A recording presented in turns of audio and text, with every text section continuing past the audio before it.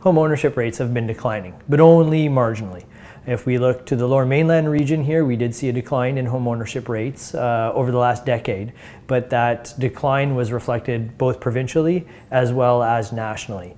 They were down a little bit more here in the Lower Mainland. They were also down a little bit more in Toronto relative to the national average, again in part driven by housing prices and rapidly increasing housing prices in those two metropolitan regions. But because we've seen this pattern of decline nationally as well, it's not just the impact of housing prices.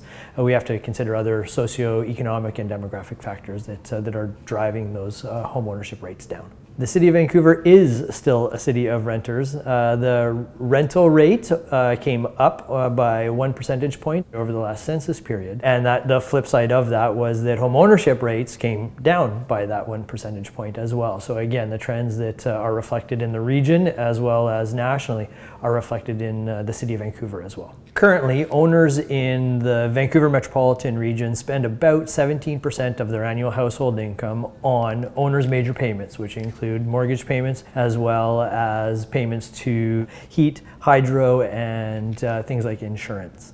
Renters spend about 24% of their annual household income in the metro region on rent as well as associated costs with owning that household. Now again, back to high housing costs, most people would probably assert that there's been a significant change in that. Ironically, if we look back over the last decade, 17%. Exactly the same share was spent in 2006 as it is being spent today on owners' major payments.